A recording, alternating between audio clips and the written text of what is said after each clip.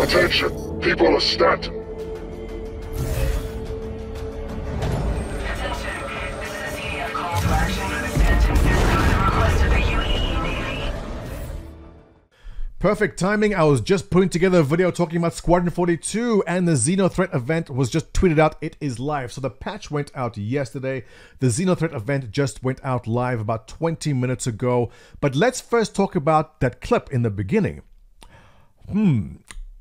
The Xenothreat event clip you just saw was done in ultra-wide.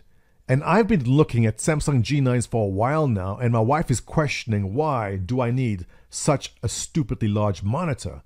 And I think this is the perfect reason why, because starcitizen is now putting out their videos in ultra-wide. This is going to be an expensive month. Alright, so if you don't know much about Xenothreat, click on the link over there. It'll take you to this page over here. Civilian Defense Force, or the CDF, incoming threat, all pilots on alert. It'll explain what is happening. This is the video we just saw. Also, you'll get to meet Rowena Dali, who has a very nice leather jacket. Can we buy that in a store? I think it's very Neo from the Matrix kind of. Yeah, I like that. I like it a lot. So if you really want to know about her, she was born and raised in Arson. No, you don't care. But anyway, she gives you the mission. There's also more information with Phase 1, Phase 2 here. We have Phase 1. It'll explain there's an incoming threat. There's outlaw forces identified. A Xenothreat recently attacked a corporate convoy, heading for terror system. They execute a bunch of people. The UE Navy has dispatched an armed response to deal with them. And this is where you come in. There's also Phase 2. We have to restock and rearm. We've spoken about this in the past. We have to get all the cool little things and load them up at and restock the INS Jericho. Now, we are probably going to jump in about half an hour, but we will put an event up on our Gilded. That's gilded.gg/test. There's a calendar there. Go check out the calendar. There'll be events in there, and we'll try to coordinate with as many people as possible this weekend and get this done. It is a lot of fun, and if you've been away from Star Citizen for a while looking for an excuse to come in, this is exactly that. And more excitingly, there are more missions coming out like this. Well, not this particular mission, but there's a Ninetales mission also coming out. So I look forward to the day very soon. There'll be 3, 4, 5 rotating different kind of server missions you can jump into and do things. So it doesn't matter what time of day you go on. There's something to do in the game besides fly around or just try grind. You can actually participate and be involved in these missions, playing either side. You can try stop people from doing things, or you can help them rearm that javelin and fight off the Xenothreat. Lots of fun, and looking forward to get in there. All right, let's move on to Squadron 42. Now, there's a big update here, which was mailed out talking about the AI features and a bunch of weapons. I want to get to that very, very quickly. They are cool.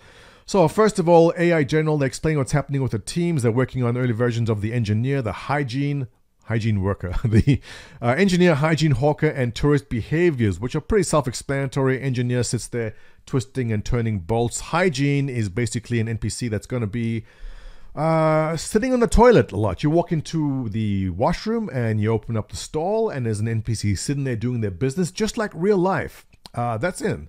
A hawker is obviously going to be there selling you food in the hot dog stands, and tourists will be walking around looking at the scene. So if there's some scenic overlook or there's a hologram somewhere, tourists come along, they'll look at it, look around, and walk along to the next thing, giving NPCs all different jobs and things to do to make the place look alive.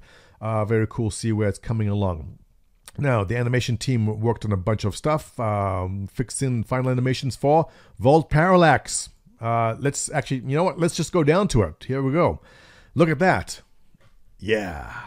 Okay, this is just coming out of Gray Box. It's not complete, but I like it. It's obviously going to fall somewhere between the sniper rifle and the pistol as far as range and rate of fire. I'm a big fan of the electron sniper rifle. I forgot the name, but this is the Vault Parallax. The weapon team continue work on the Vault Parallax electron rifle, taking art to Gray Box complete. The majority of the mesh was modeled, and the team are currently rigging and animating the weapon before heading into final art phase. It is cool. I like it. But check out this beast. Oh yeah. Now this is cool. The Altiflex Novia crossbow progressed through final art and was handed over to Tech Art for the finalized rig due to unique challenges of the weapon. The unique challenge is this fires a bolt, and no doubt these arms have to move back and forth. There's a magazine that goes in.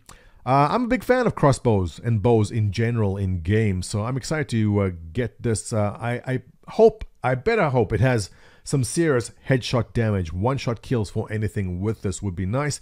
And for those who like kind of stealth missions, this is probably going to be the best stealth-based projectile weapon in the game. I hope it will be. But beautiful work on there. You can see carbon fibers, just the lighting, everything's great on this. Can't wait to try it out. Finally, for FPS weapons, the team added new multi-tool attachment. They also updated the battery and resource canister to be detachable and future-proof the weapon for additional functionality. Work also began on new standalone Greycat industrial tool cutter. So your multi-tool is really coming along with the tractor beam, the mining piece, and now the first aid little thing you slot onto it also. And I know a lot of people want to be involved in the first aid and healing aspect of the game, so really looking forward to get that in there. Moving on to talk about cinematics. Following from a successful chapter milestone in December, the cinematics team kicked off the first of 2021, polishing further chapters to production quality. The new milestone contains both scenes in space and scenes inside space stations, with both of them differing in needs and requirements. For example, a scene in space typically begins as a timeline sequence of comm calls between NPCs. In these scenes, players will be able to experience the action in first person and break free feature should they want to, which is a nice little feature in the game. You're never stuck into any kind of scenes. You can just walk away from them. We saw examples of that before in an Inside StarCitizen some time ago, so you can actually play the game the way you want, not get stuck into cutscenes, which is great. There's some pretty good details here about some gameplay storylines, graphics, level design, narrative, QA, tech animation, UI, and VFX. But let's just finish this off because the VFX work closely with art and design to flesh out interior cells of the coil. The amount of work they've put into that coil, it better be damn good. Well, it is. From what we've seen so far, it looks pretty good. But they've really put a lot of time of effort into that coil. I can't wait to get in there and see what the final product is like. With VFX tech art taking an active role in moving the locations forward. Progress was also made on Chapter 4 of the VFX requirements, and that was the end of our summary for what is happening in Squadron 42. Sounds like it's coming along great, and I'm going to wrap it up here and jump in with some guys into the Xenothreat event. Again, check out the calendar feature. We'll be getting that rolling this weekend, and I hope to see you there. Oh, subscribe if you like this. Thumbs up, your comments below, always appreciated. Catch you in the next one.